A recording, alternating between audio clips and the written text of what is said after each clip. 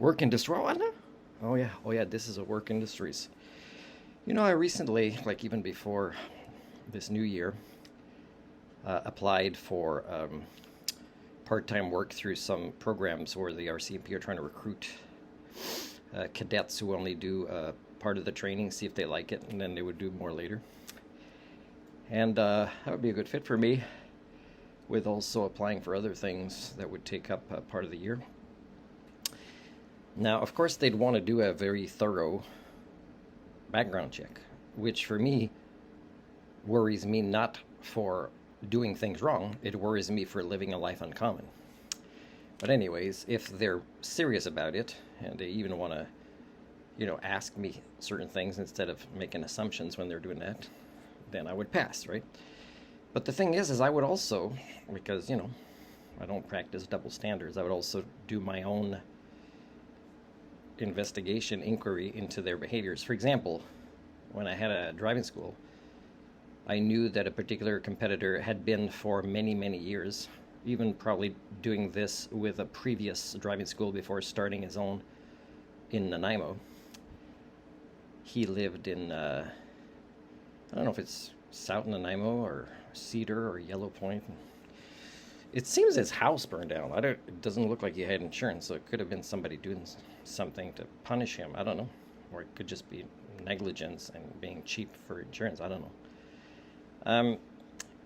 But I know that I heard of a lot of inappropriate behaviors on his part with female students. And I tried talking about it with ICBC, and they don't seem to care that much. Now, of course, I was teaching a lot of the RCMP teenagers, which tells me they know, because sometimes complaints might have reached them, but people weren't ready to press charges or whatever. So this makes me think that, well, why wouldn't the RCMP, or they would say, oh no, that's too dangerous for my daughter or whatever, why wouldn't they bug their own female daughters, who I would hope are competent teenagers if their parents are RCMP, and see what happens. Collect the data and do it yourselves. But for that, you gotta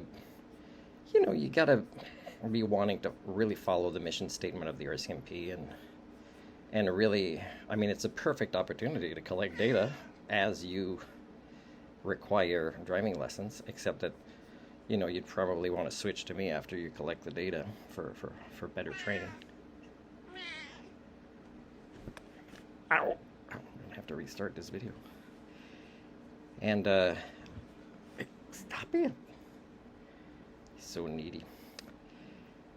People right now are talking on the internet about some of the things I wrote. And one thing I could say is that I'm noticing it in my cat, that he used to be more mature when we were living outside in terrace for a few months, where he would go in and out as he pleased. He was maturing as a cat should, except that now he seems to be acting more like a needy baby. So I'm devolving his maturation, by keeping him inside. But if I look out the window here and film videos of many of you that think it's dangerous for cats to be outside, who are driving this way, you'll understand why I agree with you that it's not safe outside. I don't agree with you, though, for the reasons where you think that a species that is 50 times older than us minimum, and that most of the issues cats face are derived from our behaviors, our proto-society is being failed. You won't get that it's about us changing our behaviors, not enslaving cats, right, for their own protection. Because cats are programmed with, this is going to have to be in the Land Mammal Psychologist series too, with about 6 very specific algorithms in their brains that shift in priorities for their attention based on need that needs to be fulfilled. And these are brilliant. So cats have been around longer than us, and they would be, if we never came, having a lot less problems, if we didn't kind of enslave them in our prisons that we consider to be homes, right? So if you love them, at least have these conversations. And of course, if your cat is near the end of its life and you've never allowed them to be a cat, of course they don't have the skill sets. They haven't matured. Like, for example, people feed cats outside that are lost because a lot of them never learn to hunt on their own or through watching behaviors. Now, they might figure it out because it's inside them instinctually, but still they won't succeed. Now, of course, I'm also looking for a leash that is well done for cats, that I won't worry that if I let him out of his bicycle trailer in different places we go, I won't be worried that he could escape, right? And when I say the word escape, it's true, but he's not escaping necessarily because he hates living with me. He's so needy. You can see he just loves me. You can see the way he is he's requiring a lot of affection, and he gives me affection. But he's also, you can tell there's a unconscious rebellion inside of him that gets him in trouble with me for some of his behaviors. So I can't afford a good leash if they've made one. I haven't found one that I could afford yet. That's one of the reasons he's been inside, right?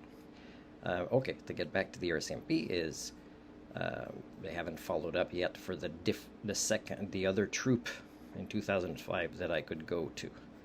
Now, of course, if I get approved for this, I could ask on that same group where they hate me because my opinions are a bit more involved than them.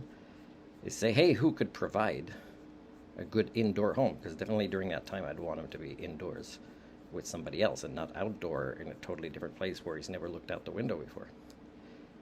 And then, of course, I'd be criticized for that from these cat lovers who want cats indoors.